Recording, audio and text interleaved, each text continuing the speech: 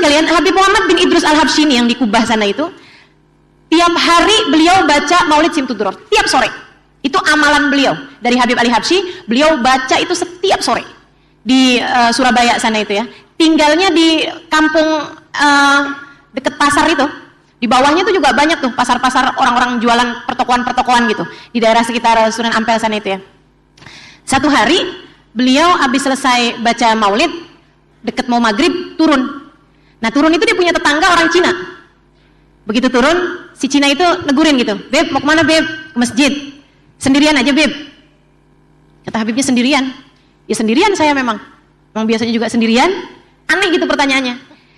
Temennya nggak diajakin Beb. Temen yang mana?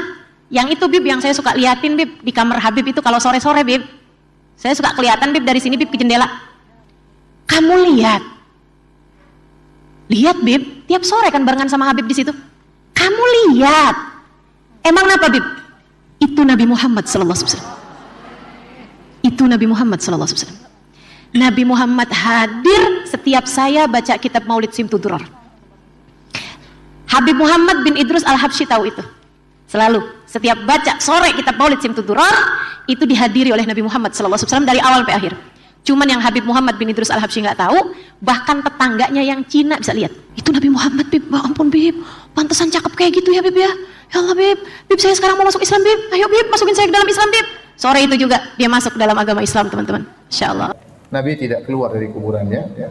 Karena dalam hadis yang sahih, hadis mutawatir juga. Ya. Rasulullah SAW tentang hadis haud, tentang telaga Nabi. Waktu ada orang-orang mau mampir ke telaga Nabi, tiba-tiba diusir. Kata Nabi, haula'i usayhibi. Ya, nasan a'rifuhum. Kata Nabi, ada orang-orang aku kenal mereka.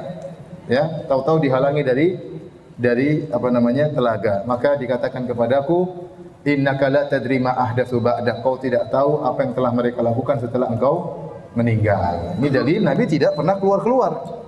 Kalau Nabi jalan-jalan setiap saat, bisa mampir ke fulan, ya, bisa hadir acara maulid misalnya, bahkan terkadang acara maulid 5 dalam waktu yang sama Nabi hadir 5-5-nya, ya. Kalau begitu caranya berarti Nabi tahu kondisi alam semesta atau tidak? Nabi tahu kondisi umatnya, Nabi harusnya memberi solusi. Kan banyak masalah sekarang ini. Harusnya Nabi datang kepada ulama kasih solusi. Terus Nabi muncul tidak kasih solusi juga. Buat apa? Ini bertentangan dengan sifat Nabi yang bil mu'minina raufur rahim. Nabi itu sangat sayang kepada kaum mukminin. Azizun alaihi ma anittum, kata Nabi, kata Allah Subhanahu wa taala, Nabi itu merasa berat apa yang beratkan kalian. Sekarang umat dalam kesulitan atau tidak? Iya atau tidak? Kalau Nabi bisa keluar jalan-jalan, kenapa Nabi tidak pergi ke Raja Salman misalnya? Wahai Salman, begini. Kan manfaatnya ada. Terus ketemu dengan ini, ketemu dengan si fulan, ngajarin sholawat ini, ketemu dengan si fulan, kunjungan ke rumah si fulan, ya. Kemudian naik mobil sama si fulan, faedahnya tidak terlalu. Dan yang benar, Nabi tidak demikian. Saya sering sampaikan, bagaimana Nabi waktu meninggal, Fatimah sedih sekali.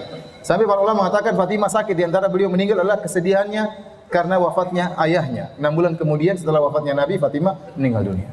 Ya kalau Nabi bisa keluar, ngapain Fatimah sedih? Jangan sedih wahai putriku, saya akan kunjungi kamu tiap hari. Santai aja. Ya. Kalau Nabi bisa keluar, pasti para sahabat ketemu dengan Nabi dalam kondisi sadar. Betapa banyak permasalahan yang mereka hadapi. Kenapa Nabi tidak pernah ketemu dengan Fatimah? Tidak pernah jenguk Aisyah, istrinya sangat dia cintai. Yang Nabi waktu sakit ingin dirawat oleh Aisyah. Istrinya 9 tidak ada yang dia jenguk. Sahabatnya Abu Bakar, Umar, Utsman, Ali tidak pernah dia jenguk. Imam Syafi'i tidak pernah dia jenguk, Imam Malik tidak pernah dia jenguk, Imam Ahmad tidak pernah dia jenguk, Imam Abu Hanifah tidak pernah dia jenguk. Ente dia jenguk, ente ini siapa? Kok sangat spesial sekali sampai dijenguk-jenguk oleh Nabi, sampai Nabi kuburannya kosong, ya.